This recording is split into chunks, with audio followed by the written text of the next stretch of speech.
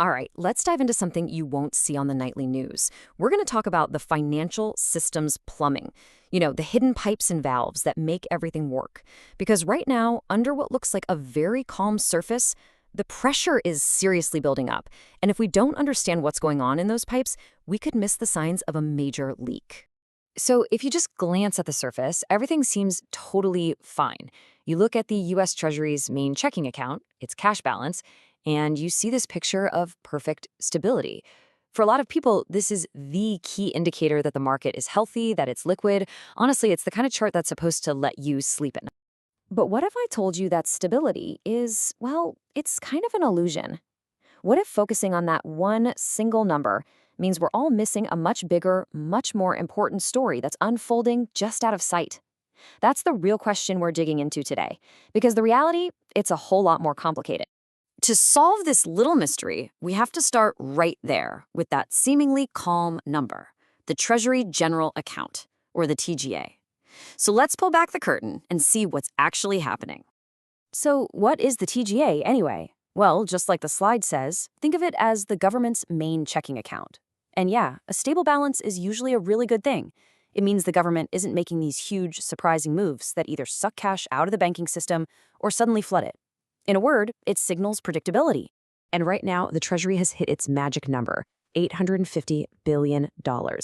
Now, what's important about this number is what it isn't doing anymore. By just staying flat, the TGA isn't actively adding or draining cash from the system. It's basically gone from being a major player on the field to a neutral observer on the sidelines. And that tells us the real action must be happening somewhere else. And that brings us to our first major clue. Just as the TGA went quiet, the Treasury made a really big strategic shift in how it issues government debt. And this, right here, is where the pressure first started to build. So here's the game plan. The Treasury started pumping out a massive amount of short-term debt. These are called T-bills, securities that mature in a year or less. The goal was pretty clever. It was twofold. One, keep long-term borrowing costs from shooting up, and two, raise a whole lot of cash fast. Sounds like a solid plan, right? But it had a huge unintended consequence. And this chart right here, this shows you that consequence perfectly. See, all those new T-bills had to be bought by someone, and the main buyers were money market funds. To get the cash, they pulled their money out of a really important Federal Reserve facility, the Reverse Repo, or RRP.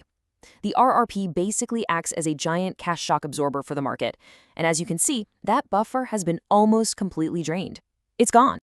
So here's the bottom line. With that shock absorber gone, the financial plumbing is suddenly under a lot of stress.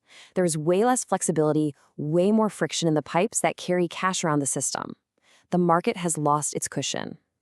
And you know what happens when there's friction in the plumbing, right? You start to see warning signs. The system began showing these really clear symptoms of bottlenecks and strain, a sign that the pressure was getting to a pretty critical point.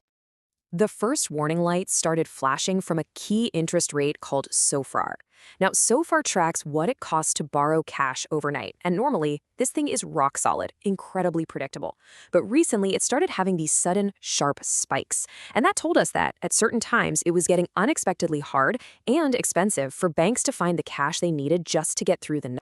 Then came the second warning sign, a sharp jump in the use of another Fed tool, the Standing Repo Facility, or SRF. You can think of the SRF as an emergency liquidity tap from the Fed. The fact that banks and other institutions were having to turn that emergency tap more and more often, well, that was another massive red flag that cash was getting tight. And it is so important to understand this. These weren't just random market glitches. The SOR spikes, the rising SRF use, they were totally interconnected. They were symptoms of the exact same problem, a direct result of that liquidity buffer being drained. The pipes were definitely getting clogged. So all of this, it all leads up to the climax of our story. The Federal Reserve saw all these warning lights flashing, and they decided they could not wait around for the plumbing to burst. They stepped in with a preemptive move that basically confirmed just how serious this whole underlying problem had become. On December 12, 2024, the Fed made its move. It announced that it was restarting its T-bill purchase program. This was a direct intervention, specifically designed to inject cash right back into the parts of the system that were under the most stress.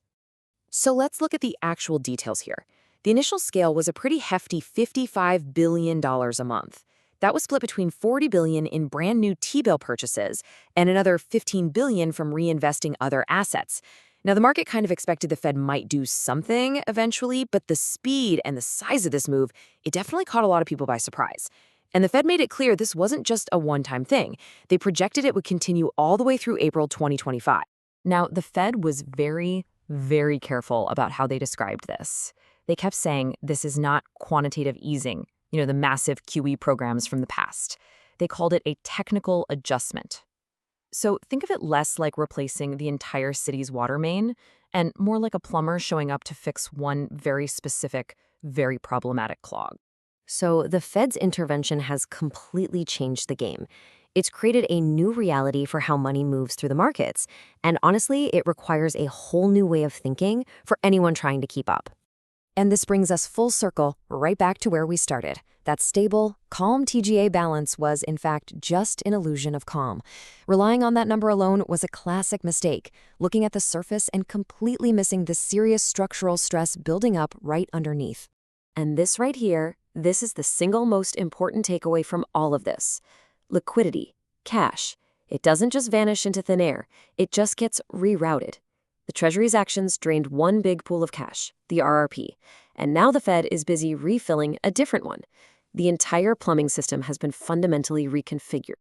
So, why does any of this matter to you? Well, it means your analysis has to change. First, you've got to track these deep, structural flows of money, not just the easy surface-level numbers like the TGA. Second, the new game is to spot these shifts in liquidity pathways before everybody else does. And finally, if you can understand these microdynamics, you can make smart, preemptive adjustments instead of just reacting to the headlines after the fact. And all this leaves us with one final and really critical question. The Fed has put a patch on this one particular leak, but the entire financial plumbing system has been rerouted. That pressure is going to build up again somewhere else. So the real question now is, where is that next weak point going to show up? That's what we need to be watching now.